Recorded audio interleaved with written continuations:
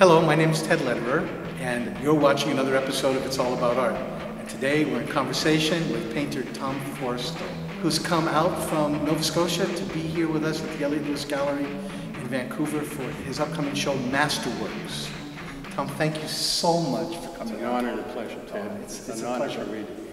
This is your first time that you've exhibited in Vancouver. Yes, I wonder what in the world is wrong with me not going across our nation. You know, I flew across it yesterday, and I marveled all the way. I said, what an incredible country we live in.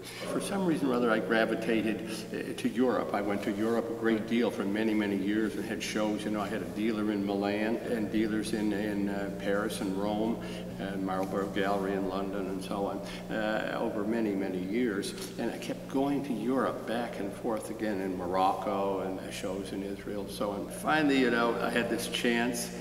You and Paul got me here. Well, thank you. You really are known as one of the great Atlantic painters that Canada has ever produced.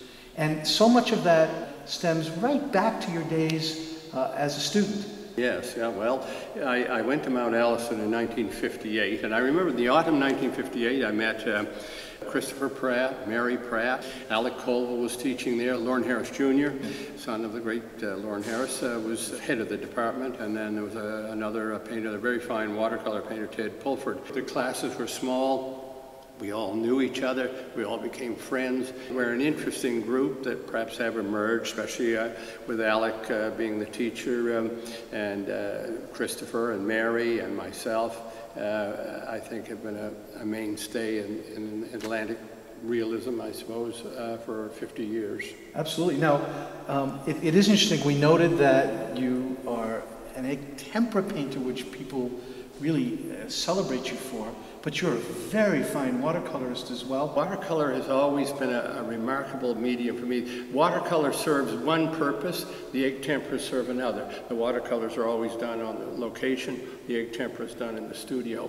The watercolors bring out an experience for me where I turn on all my senses. You go to the place, you're dominated by it. And that is an experience you never forget.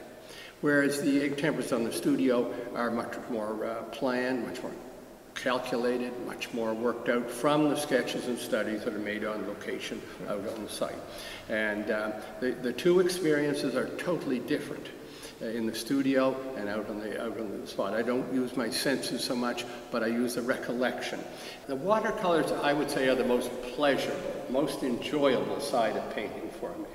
Whereas the egg temperas done in the studio are the most satisfying.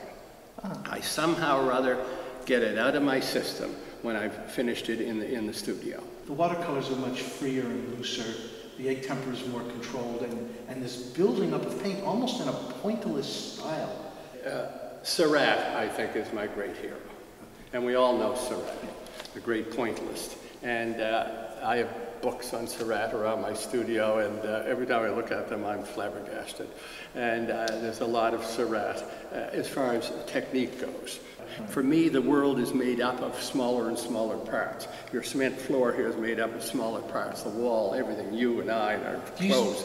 Tiny little brushes then? Yeah, they're small little, they're not that small. I mean, a tiny brush is not much good because it doesn't hold any paint. Okay. So you want a fairly big brush, a fairly large brush that'll hold paint, but yet hold a sharp point. Now, Tom Smart wrote a book about you. Yeah, and Tom. It's drawing, painting, and writings. Yeah. You draw a lot. You keep sketchbooks, don't you? Oh yes, I've got perhaps 3 or 4 over 300 sketchbooks, and one of my grandsons is digitalizing them all, photographing them all, and he's estimated now there's 150,000 pages.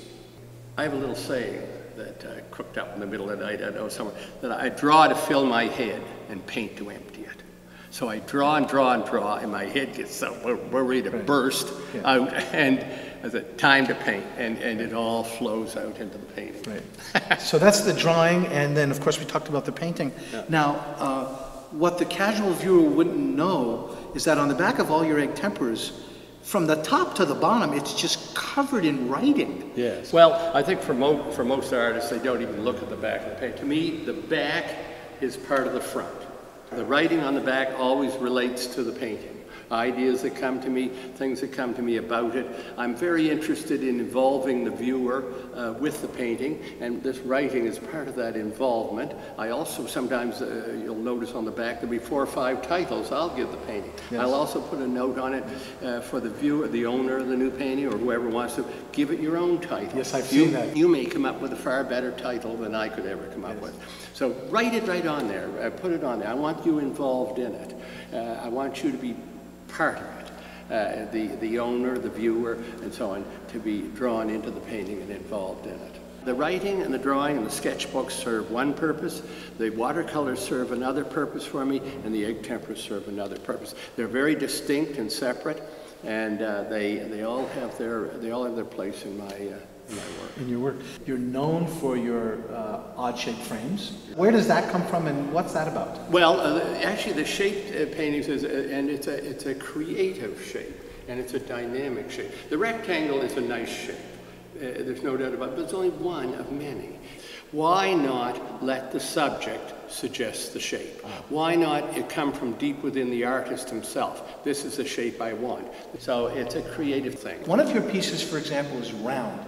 And I didn't know until we spoke that it actually rotates. So it's a kitten on its back in a field. Now, those paintings too, and there were a whole series, I think there's about 15 of them done so far, you're either looking straight up or straight down into a pool, straight down into the grass, straight down into sand or whatever it happens to be, straight up through trees and so on up into the sky.